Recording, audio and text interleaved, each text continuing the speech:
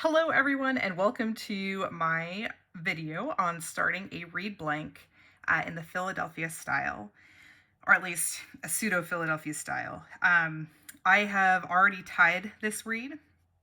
As you can see, I have just not clipped it open yet, and that is what we're going to be working on today, is the beginning scrapes to get the reed blank where it is crowing a very rattly noisy C. So this is going to be a very unfinished reed for the first day scrape, but we're going to walk through the process of that.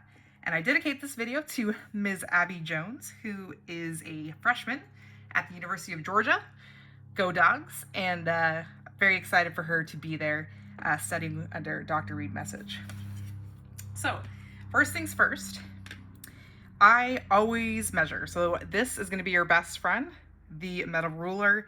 I like the metal ruler, more so than the plastic rulers because they're just a bit more accurate.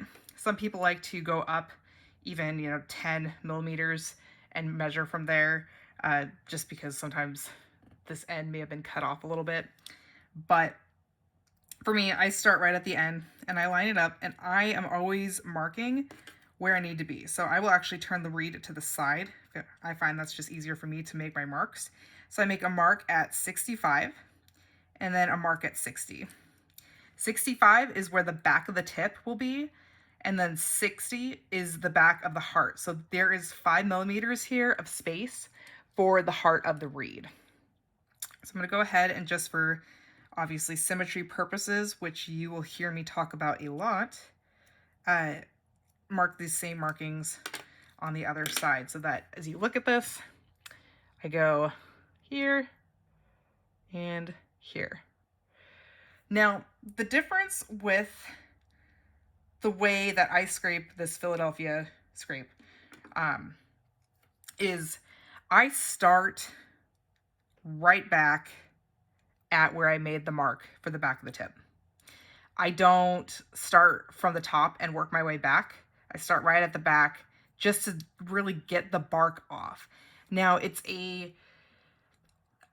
for everybody, it's different because you have to learn how your knife pressure is. And the one thing that will kill you reed making is using a knife pressure that is too heavy, so too hard. So if you're pushing down and scraping through, you're going to leave very wide you're going to take off wide patches of cane. But if you do lighter scrapes, you're going to find that you have more control and you will take off less cane.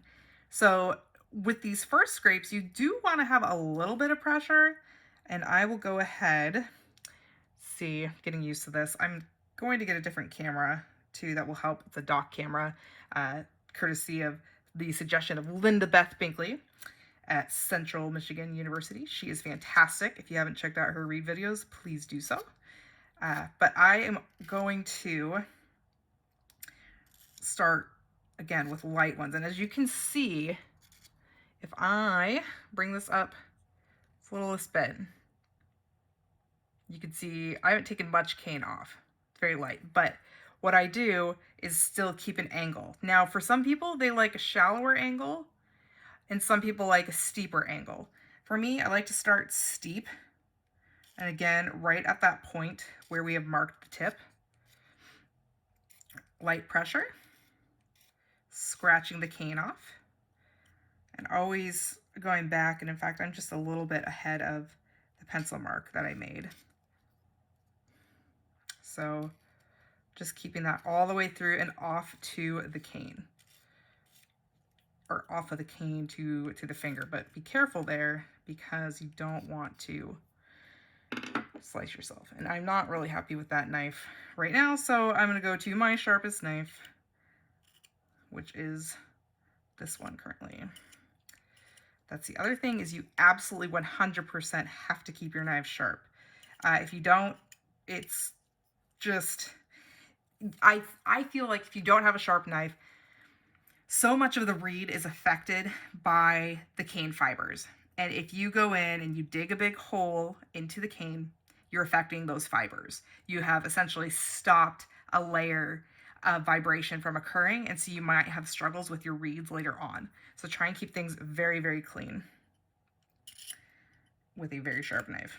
And don't be afraid to resharpen the knife. So for me, as you can see, sometimes it's easier too to just turn the reed to the side.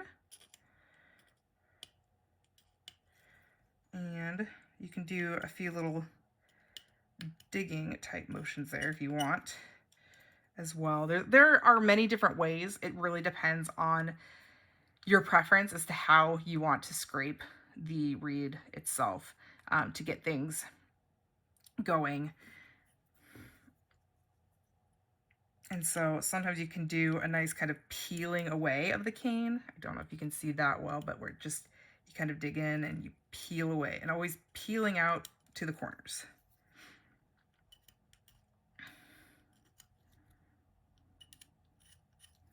And I'm not afraid, even though it's still a blank at this stage, I am not above getting that tip back in water. Because if you think about it, if it's not wet, then it's going to want to catch, right? And the idea of our reeds is to eliminate catches. Sometimes we put them in there, especially with the Philadelphia style. You really have to have a lot of points of definition between the tip and the heart. It's when you're getting close to finishing the reed, it's a balance back and forth between working the sides of the tip and then adding some more definition to create more vibration from what is lost when you clip the tip, when you have to clip it up to pitch. So I'm going to go on the other side. And again, I really emphasize this point of always being slow to check your symmetry so that you're not lower on one side versus the other. So you can see it's pretty symmetrical there. So go on and just keep scraping just to get this started. And again, finding my pencil point. You may find it helpful to take that pencil point and extend it across the entire length of the reed. So it's essentially drawing a whole line that goes across as you're first learning these basic scrapes for scraping on a blank. And don't worry too much if you get kind of some rough scraping up here, depending, especially on the cane. This particular cane is hard, so I'm gonna have to keep soaking it, but you're gonna clip much of that off anyway. However, the goal is to try and not turn this into a frizzy-haired, crazy reed. So again, just clean this up. Gonna go in water. And I'm hoping that we can see this. Yeah. Okay, see how I have a spine right in the center here? Spine. I want to try and keep that spine all the way throughout the reed. And so what happens is, when you're working on the right side of the reed, you, especially at that angle, push the spine to the left, okay? But in order to get it back center, that's when you have to go and scrape on the left side, which puts it back where it needs to be. So you kind of keep pushing the spine around at this stage, and always trying to keep to, some people like to count the scrapes that they're doing with this tip scraping. And so if you're going to do 5 on the right side, then make sure that you do 5 on the left side. And same thing, especially if you don't have a micrometer. And we'll talk about that a little bit later, but this is a micrometer, excuse me. And this is really great for being able to just tell how symmetrical your reeds are. You know, some people have a recipe of, 45, 50, numbers like that, but really you do have to go by the feel of the cane.